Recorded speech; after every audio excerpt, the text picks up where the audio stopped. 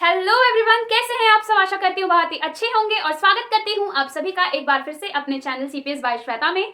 आज की इस वीडियो में हम बीएससी सेकेंड ईयर की थर्ड सेमेस्टर की फिजिक्स का पार्ट ए इलेक्ट्रोमैग्नेटिक थ्योरी की फर्स्ट यूनिट इलेक्ट्रोस्टैटिक को स्टार्ट करेंगे। लेकिन बच्चों, इस यूनिट को स्टार्ट करने से पहले हमको इस सब्जेक्ट की थीम के बारे में जानना बहुत ही ज्यादा आवश्यक है।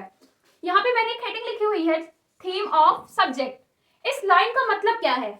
देखिए बच्चों, इलेक्ट्रोमैग्नेटिक थ्योरी में जो आपकी 4 यूनिट्स हैं, electrostatics, magnetostatics, time varying electromagnetic field and electromagnetic waves, ये चारों यूनिट्स डिपेंड कर रही है केवल चार्ज के ऊपर।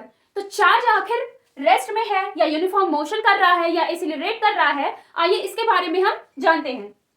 अगर बच्चों चार्ज इज इन रेस्ट, मतलब चार्ज अगर रेस्ट में है और उस चार्ज की स्टडी की जाए रेस्ट पोजिशन में, तो वो यूनिट कहलाएगी बच्चों इलेक्ट्रोस्टैटिक। यही है आपकी फर्स्ट यूनिट।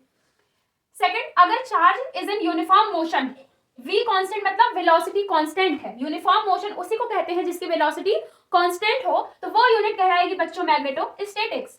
अगर चार्ज आपका ना तो रेस्ट में है ना तो वो मोशन कर रहा है बल्कि एक्सीलरेशन कर रहा है, तो वो यूनिट कहलाएगी आपकी इलेक्ट्रोमैग्नेटिक फील्ड। मतलब जो हम लोग की फर्स्ट यूनिट है इलेक्ट्रोस्टैटिक, हमें उसमें चार्ज के रेस्ट पोजीशन के बारे में पढ़ना है। हम स्टार्ट करते हैं यूनिट फर्स्ट इलेक्ट्रोस्टैटिक्स। इलेक्ट्रोस्टैटिक्स में चार्ज किसमें रखना है?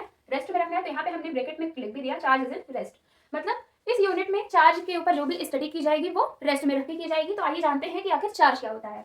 चार्ज, यहाँ पे मैंने एक सेंटेंस लिखा है, पहले हम उसको पढ़ते हैं और उससे क्या मीनिंग निकलती है वो जानने की कोशिश करते हैं।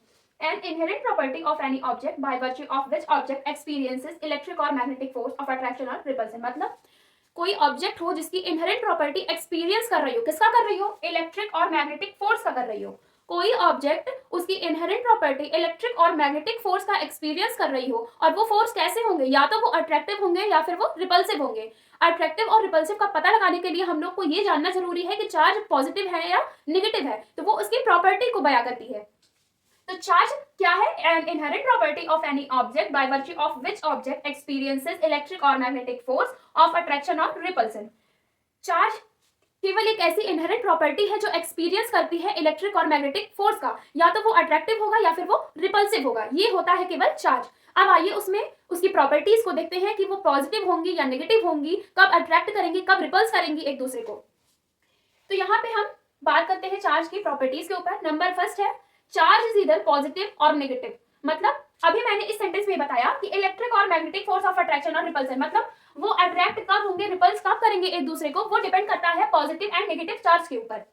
चार्ज इज इधर पॉजिटिव और नेगेटिव। इसका नोमेनक्लेचर डन किया था बच्चों बेंजामिन फ्रैंकलिन साइंटिस्ट ने।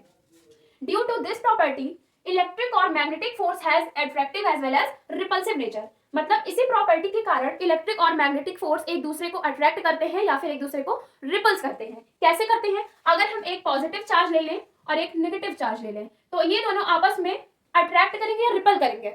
ये दोनों बच्चों आपस में अट्रैक्ट करेंगे। अगर हम एक नेगेटिव ले लें और दूसरा भी नेगेटिव ले लें, तो ये दोनों दूसरे को क्या करेंगे? रिपल्स करेंगे। आशा करती हूँ आपको ये समझ आ गया होगा